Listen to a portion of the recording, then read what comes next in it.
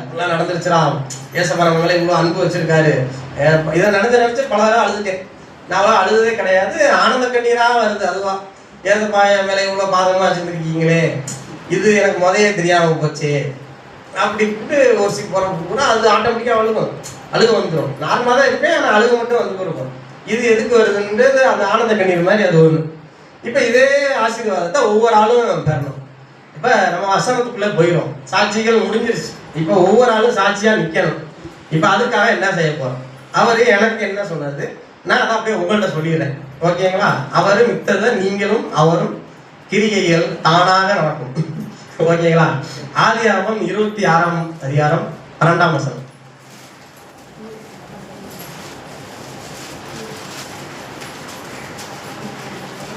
ஈசாக்கு அந்த தேசத்தில் விதை விதைத்தான். கர்த்தர் அவனை ஆசீர்வதித்ததினால் அந்த வருஷத்தில் 100 மடங்கு பலன் அடைந்தான். ஈசாக்கு என்ன பண்றாப்ல? விதை விதைக்கிறார். பயிருக்கு விதை விதைச்சுதான் ஆகணும். அவரோட ஆசீர்வாதத்தை பெறதுக்கு என்ன செய்யணும்? இரவும் பகலும் அவருடைய வேதத்தை தியானித்து தான் ஆகணும். பிடிக்குதோ பிடிக்கலையோ, படிக்க தெரியலைன்னா பிரச்சனை இல்லை, அது அவருக்கு தெரியும். உங்களுக்கு படிக்க தெரியாதுன்னு, படிக்க தெரிஞ்சும் படிக்கலைன்னா அது விதை போடலைன்னு அர்த்தம். விதை போடணும்ல, ஆசீர்வாதம் வேணும்னா விதையை போட்டு தானே ஆகணும். விதையை போடாம டெய்லி போய் உங்க நிலத்தை பார்த்துட்டே இருப்பீங்களா? ஏதாவது நாத்தம் ஏதோ ஒன்று இப்படி நட்டு வச்சுட்டு டெய்லி போய் பார்த்தா வைக்க, எதுவுமே பண்ணாமல் வெறும் இடத்த போய் ஏதாவது முளைக்க மாட்டோம், புல்லு தான் முளைக்கும். அதை தாண்டி அதில் ஒன்றும் முளைக்கும். அதையும் கொஞ்சம் நம்ம க்ளீன் பண்ணுற மாதிரி சிச்சுவேஷன் அமைஞ்சோம், ஓகேங்களா? அப்போ சங்கீதம் 1:2, சங்கீதம் 1 தெரியாத ஆளுகளே கிடையாது. அது ஒரு 100 தடவை நம்ம சொல்லியிருப்போம், ஆனால் அதில் என்ன இருக்குன்றது தெரியாது. சங்கீதம் 1 கேட்டால் 6 சொல்கிறாங்க, 2வது மட்டும் சொல்கிறாங்கன்னா எவனுக்கும் தெரிய மாட்டேங்குது. 1லேருந்து 6 வர வேணா சொல்லுவேன், ஆனால் 2வது மட்டும் சொல்கிறான்னா தெரியாது. அது எங்கே ஆரம்பிக்குது எங்கிட்டு முடியுதுன்னே தெரியாது. அப்போ 2வது இப்போ எடுத்து வாதிங்க, அதில் என்னதான் அப்படி எழுதிருக்கு?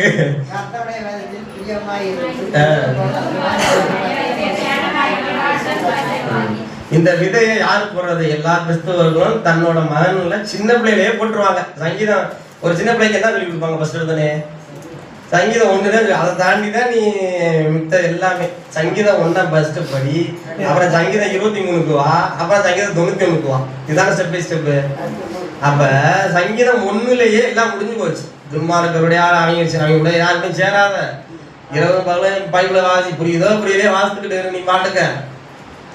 3வது வசனம் என்ன சொல்லுது? இந்த மாதிரி புரியுதோ புரியல நீ வாசிக்கிட்டே இருந்தா என்ன செய்வேன்னு அவர் சொல்றாரு.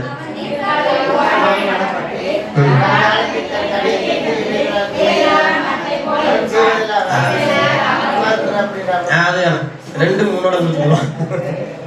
அப்ப இரவும் பகலும் இந்த வேதத்தை தியானிக்கும் பொழுது அவன் செய்வது எல்லாம் வாய்க்கும். வாய்க்காதுன்றதுக்கு இங்க வேலையே கிடையாது.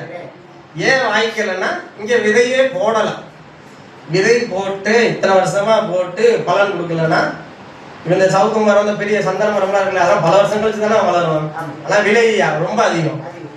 நீங்க நார்மலா இன்னைக்கு இது பண்ணி நாளைக்கு வளர்றது அது ஒரு டம்மி பீஸ் மாதிரி. இப்போ சந்தன மரம்ன்றது அதுதான் 50 வருஷம் கழிச்சா எத்தனை வருஷம் கழிச்சுன்னு தெரியல. அப்ப சந்தன மரத்தை வச்சுட்டு 10 வருஷம் கழிச்சு பார்த்தா தான் தெரியும். அது விற்கிறப்பதான் அந்த மகிமை தெரியும். நடுறப்பையும் வலிக்கும், அதை டெய்லி பாதுகாப்பு வலிக்கதான் செய்யும். அது 10 வருஷம் கழிச்சு வளர்ந்து அந்த ரேட்டு போட்டு எடுப்பாங்க பாருங்க. இந்த ஒரு சந்தன மரத்துக்கு உங்களுக்கு 10 லட்சம் தரும் அப்படின்னு சொல்லுவாங்க பாருங்க. அப்பதான் சந்தோஷமே வரும். அப்ப இது எல்லாமே ஒரு லாங் ப்ராசஸ். ஏதோ நைட்டு தூங்கி கிடந்து எழுப்பி நடக்கல, அது நடந்துருக்கு. அதுக்கு காரணம் என்னன்னா இப்படி ஒண்ணு வருது. இரவும் பகலும் ஒரு வசனத்தையாவது தியானிக்கணும். இப்ப இங்க இருக்கிற எல்லாருமே வச்சுக்கலாம். எத்தனை பேர் அப்படி தியானிச்சீங்கன்னு அவங்களுக்கு தெரியும். கண்டினியூஸா தியானிச்சாலும் தெரியும், இல்லை சீசன்ல வந்து தியானிக்கிற ஆளுகள் இருக்காங்க, பிரச்சனைகள் அப்போ வர ஆளுகள் இருக்காங்க, சந்தோஷத்தையும் வர ஆளுகள் இருக்காங்க. அப்ப எதுனாலும் உயரத்திலும் உயர்வானாலும் தாழ்வானாலும் எப்பயுமே ஜபமும் தியானமும் இருக்கணும். படிக்கிறதுலன்னா தியானம் பண்ண தேவையில்ல, ஜபம் மட்டும் என்றும் இருக்கணும். இரவும் பகலும் ஜபம் இருக்கணும். 2மே தெரியும்னா 2மே செய்யணும். ஏன்னா நிறையா இது ஒரு மிகப்பெரிய ஒரு பொக்கிஷம். இப்போ ஆதியாகமம் அந்த 26-12 இருக்குல்ல, அதான் நெக்ஸ்ட். இதுதான் விதை. இதை தாண்டி நீங்க எப்படி நின்றாலும் இங்க ஒன்றும் நடக்க போறது இல்லை. அவரை எப்படி நம்ம ரீச் பண்ணுவோம்? வேதத்து மூலியமாவும் ஜெபத்தின் மூலியமா தான் அவரை பார்க்க முடியும். வேற எப்படியும் அவரை பார்க்க முடியாது. எந்த ஆங்கிள் போனாலும் அவர் காட்சி அளிக்க மாட்டார். இப்ப ஆதியாகமம் 26:12 அந்த பெண்டிங் ஆசிங்க விதை அது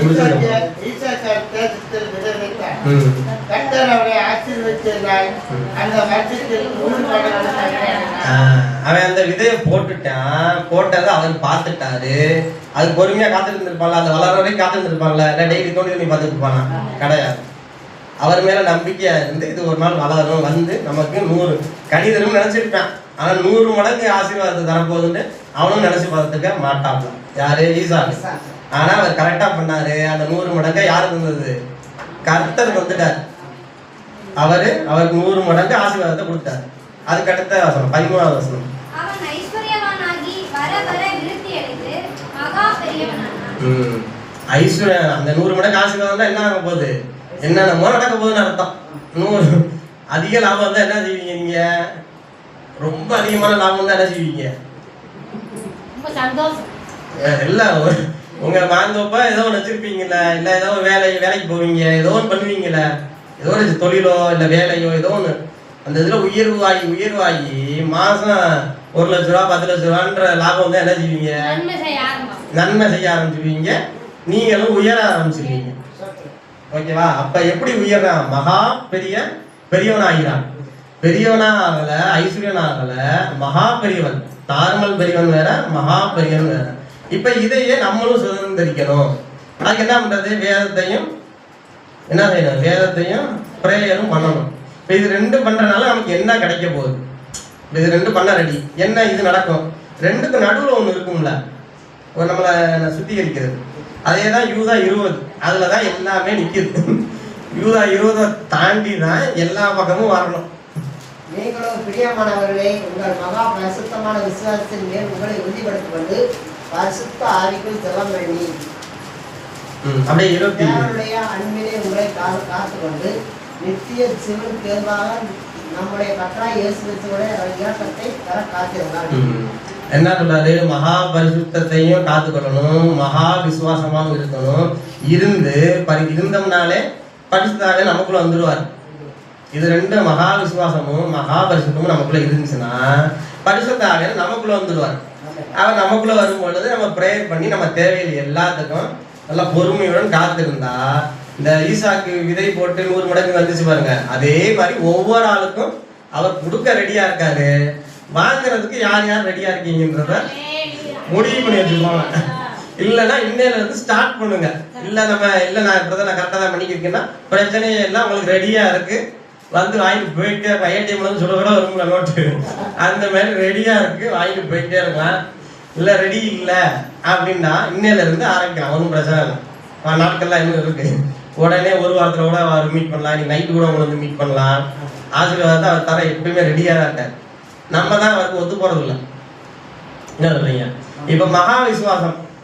இப்ப நாங்களாம் விசுவாசிக்காமவா சர்ச்சுக்கு வந்திருக்கோம். இல்ல நீங்களாம் விசுவாசி தானே? விசுவாசிக்காம இங்க வரமாட்டீங்களா? இயேசு மெய்யான தெய்வம்னு தெரிஞ்சுதான் இங்க வந்திருக்கீங்க. அவர் நமக்காக மரித்தாரு, 3ஆம் நாள் உயிர் தெழுந்தாரு. அந்த விசுவாசம் வந்திருக்கீங்க. வேற எதுவும் இல்லை. சரி, ஓகே. இப்ப அந்த விசுவாசத்தை நம்ம அதிகரிக்கணும். இந்த லெவல் இது வந்து நார்மல் என்ட்ரி, இதுக்குள்ள வர்றதுக்கான என்ட்ரி. அவர் நம்பி வந்திருக்கீங்க. இப்ப அந்த விசுவாசத்தின் உச்சகட்டம்னு ஒண்ணு இருக்கும்ல, மகா விசுவாசம்னா ஏதோ ஒரு பெருசா மோஸ்ட் ஹை, இங்கிலீஷ்ல என்னது? Most Holi faith. மோஸ்ட் ஹோலின்றது வேற, மோஸ்ட் ஃபெய்த்ன்றது வேற. ஹோலின்னு பரிசுத்தம்ன்றது வேற, மகா பரிசுத்தம். அப்ப இது வந்து டாப் மோஸ்ட், சிகரத்தின் உச்சம். அது என்னன்னு தெரியும்ல. இப்ப மகா பரிசுத்தம், மகா விசுவாசம். மகா விசுவாசம்னா என்னன்னா லூக்கா 1:37 படிங்க.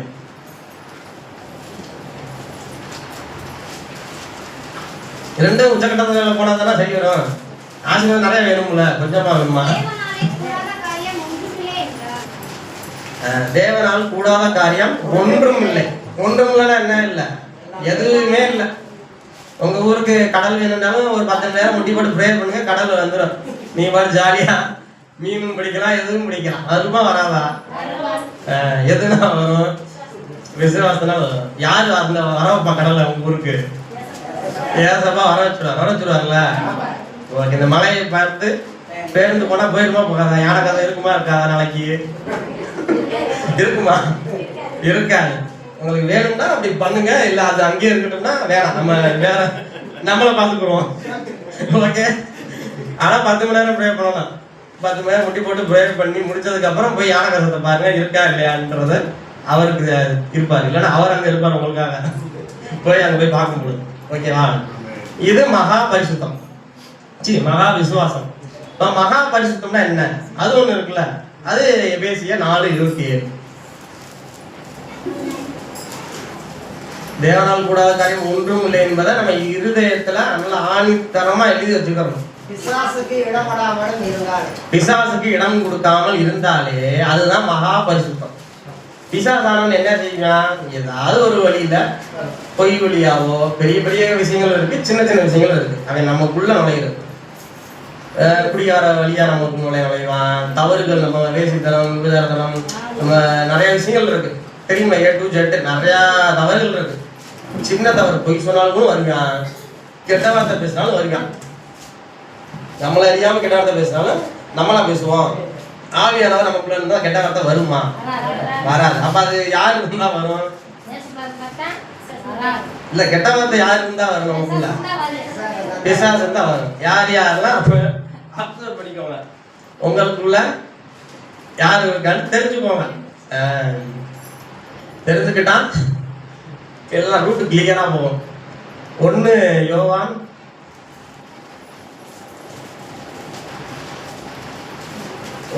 3ஆம் அதிகாரம் 8ஆம் வசனம். பாவம் செய்கிறவன் பிசாசினால் உண்டாயிருக்கிறான், ஏனெனில் பிசாசானவன் ஆதிமுதல் பாவம் செய்கிறான். பிசாசுடைய கிரியைகளை அழிக்கும்படிக்கே தேவனுடைய குமாரன் வெளிப்பட்டார். இப்ப இந்த பிசாசு யாரும் தெரிஞ்சு போச்சா? பாவம் பண்ற அனைவரும் யாரால பிறக்கப்பட்டாங்க? பிசாசால பிறந்தவங்க தான் பாவம் பண்ணுவாங்க. அதை காப்பாற்ற தான் யார் வந்திருக்கா? ஏசப்பா. நம்ம பிசாசா கூட இருக்கலாம், நானும் பிசாசா தான் இருந்தேன். இப்ப என்ன ஆயிட்டேன்? பரிசுத்தமா அவர் ஆகிட்டார். அதை நான் காத்து கொள்ளணும். திரும்பி பிசாசை தேடி போயிடக்கூடாது. அது வந்தாலும் வாயில தச்சு வச்சுக்கணும். அந்த பரிசுத்தத்தை காத்து கொள்ளணும். நம்ம அதுவும் இல்லைன்னா என்ன செய்யறது? ஏதாவது ஒன்றாவது பண்ணணும் நம்ம அவருக்காக. அப்ப பிசாசுக்கு இடம் கொடுக்காமல் நம்ம இருக்கணும். அந்த பாவம் செய்கிறவர்கள் யாரு? பிசாசினால் பிறந்தவர்கள். பிசாசு வந்தாதான் பாவமே செய்ய முடியும். நார்மலா இருக்காங்க யாராவது பாவம் செய்வாங்களா? யாரை கொலை செய்வாங்களா? யாராவது தண்ணி அடிப்பாங்களா? அப்ப அவங்க பண்றாங்கன்னா என்ன அர்த்தம்? அவனுக்குள்ள ஒருத்தன் வந்துட்டான். அவன் யாரு? அவன் தான் பிசாசு. அவனை தான் விரட்டணும். அவனை விரட்டணும்னா என்ன பண்ணணும்? ஏசப்பா வந்தாதான் அவனை விரட்ட முடியும். நம்மளா எங்கிட்ட அவனை தேடி அவனை தேடவே முடியாது. உள்ள எங்கிட்ட இருக்கானே தெரியாது. மேன்மையிலையும் வருவான், பெருமைப்பட்டாலும் வருவான், பொறாமப்பட்டாலும் வருவான், எல்லா ரீதியாவும் வந்துருக்கான். இது சின்னதும் இருக்கு, பெருசு இருக்கு. அவன் முதல்ல பிசாசுக்கு இடம் கொடுக்காமல் இருக்கணும். எந்த ஆங்கிலையும் அவனுக்கு இடம் கொடுத்துடக்கூடாது. இதை மட்டும் பண்ணிக்கிறேன்னா அவன் அதை மட்டும் அது வழியா தான் வருவான். இன்னைக்கு ஒரு நாள்னா அன்னைக்கு ஒரு நாள் கூட வந்துருவான். நாளைக்கு போறானா போகலையான்றது அது அடுத்த கதை. போறானா போகலையா அது நம்ம இன்னொரு நாள் தான் ப்ரேயர் பண்ணி கண்டுபிடிச்சு சொல்லணும். போயிட்டானா இருக்கானான்ட்டு அது இன்னொரு பசங்கத்துல போயிடும். இப்ப நமக்குள்ள பிசாசு இருக்கானா இல்லையான்ட்டு அவங்களுக்கு தெரியும். இருந்தாலும் சரிதான், இல்லைனாலும் சரிதான், விரட்டிடுவோம். ஓகேங்களா? அவங்களே விரட்டுங்க. இயேசுவின் நாமத்தினாலே எனக்குள்ள இருக்கிற பிசாசே இப்பொழுதே உன்னை அடித்து விரட்டுகிறேன். இப்பொழுது இயேசுவின் நாமத்தினாலே உன் வல்லமைகளை எல்லாம் முறியடிக்கிறேன் அப்படின்ட்டு நம்ம நாமளே அறிக்கை செய்யணும். அப்ப விசுவாசத்தையும் பரிசுத்தையும் காத்து கொள்ளும் பொழுது அந்த ஈசாக்கு கொடுத்த அனைத்து ஆசீர்வாதங்களும், ஆபிரகாமுக்கு கொடுத்த அனைத்து ஆசீர்வாதங்களும், ஓகேங்களா? உன்னை ஆசீர்வதிக்கவே ஆசீர்வதிப்பேன். நீ வேணாலும் உன்னை ஆசீர்வதிக்காம விட போறது கிடையாது. இல்ல வேணாண்டாலும் தம்பி உன்னை வந்து ஆசீர்வதிக்க நாங்க ரெடி ஆயிட்டோம், நீ எங்க போனாலும் நாங்க உங்களை விட மாட்டோம், நாங்க தேடி வந்து உங்களை ஆசீர்வதிச்சுட்டு தான் போவோம். ஆமா இல்லையா? பெருகவே பெருக பண்ணுவேன். எனக்கு இவ்வளவு போதும் எவ்வளோ ஒரு குட்டி வீட்டு போதும்னாலும் அவர் பங்களா தான் கொடுப்பேன்னு அவர் அடம் பிடிப்பாப்ல. யாரு? ஏசப்பா அடம் பிடிப்பாப்ல. ஓகேவா? இப்ப நம்ம ஏன் பரிசுத்தரா இருக்கணும்? 1 யோவான் 1ஆம் அதிகாரம்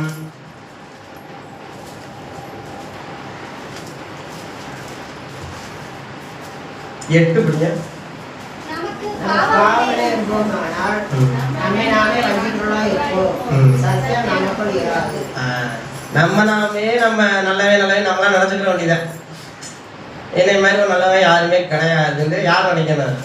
நம்ம தான் நினைக்கணும். அவர்கிட்ட கேட்டாலும் தெரியும் என்னென்ன நம்ம மறந்தோம்ண்டு. நம்ம இதுல மறந்துடுவோம். ஞாபகம் இருக்கும்ல. 10ஆவதுல பண்ணது ஞாபகம் இருக்குமா? 10ஆவதுல இப்போ 30 வருஷத்துக்கு முன்னாடி போகணும். அப்போ பண்ண ஞாபகம் இருக்குமா? அப்போ நமக்கு எதுவுமே ஞாபகம் இருக்காது. அப்போ எல்லாத்தையுமே எனக்கு தெரிஞ்சு தப்பு பண்ணியிருந்தாலும் சரிதான், தெரியாம தப்பு பண்ணியிருந்தாலும் சரிதான், ஏசப்பா என்னைய மன்னிச்சிருங்க, உமது ரத்தத்தினால் என்னை கழுவி என்னை சுத்தமாக்குங்க, இன்னையில இருந்து நான் ஒரு புது மனிதனாக புது சிருஷ்டியாக என்னை உருவாக்குங்க. இதுதான் அவர் கூட 3ஆம் நாள் நம்ம அவரோட உயிர் தெழுத போறோம். இன்னையில இருந்து ஒவ்வொரு ஆளும் தனித்தனியா உயிர் தெழுத போறீங்க. அவர் கூடயே அவர் கூட உயிர் தெழுந்தா என்ன ஆகும்? நம்ம பரிசுத்த ஆவியால் நிரப்பப்பட்டிருப்போம்.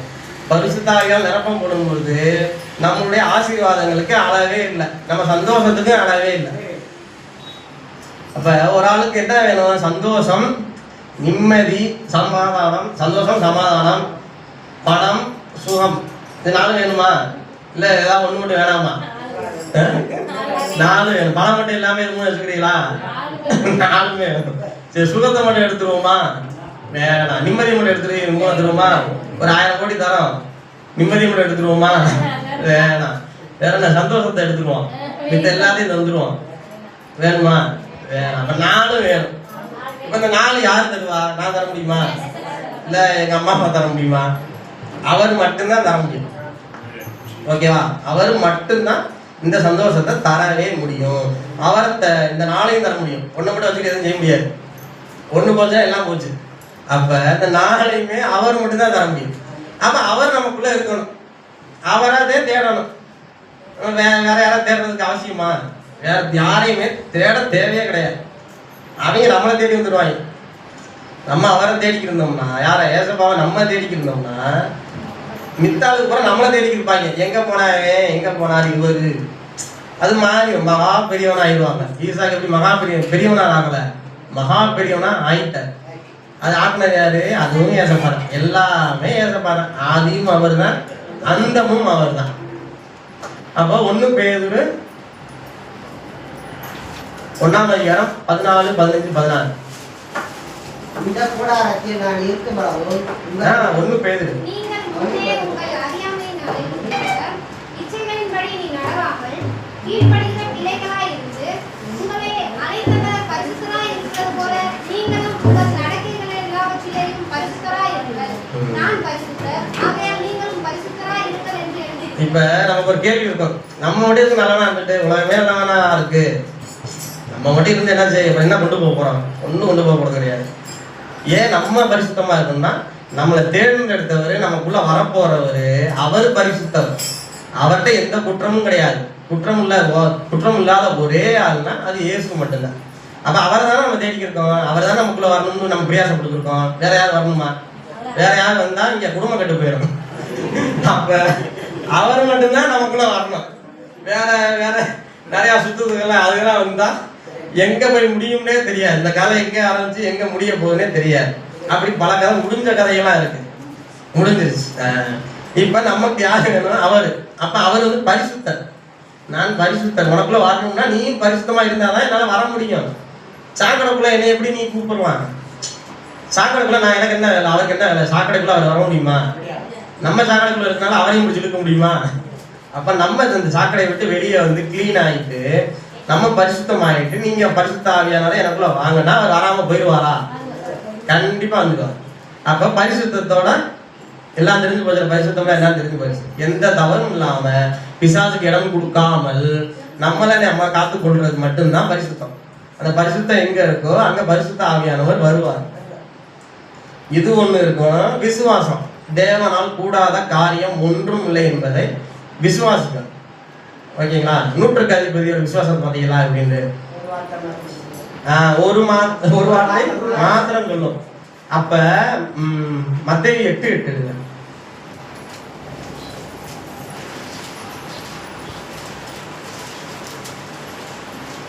நூற்றுக்கு அதிபதி பிரதித்திரமாக, ஆண்டவரே, நீர் என் வீட்டுக்குள் பிரவேசிக்க நான் காத்திருந்த ஒரு வார்த்தை மாத்திரம் சொல்லும், அப்பொழுது என் வேலைக்காரன் சுத்தமாவான். ஒரு வார்த்தை சொன்னால் போதும், என் வேலைக்காரன் சுத்தமாவான்.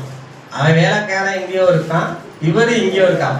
மித்தாளுங்க என்ன செஞ்சாங்க, ஏதப்பா வந்து சோகமாயிட்டு போங்க, வாங்க வாங்கன்னு கூப்பிட்டு இருந்தாங்க.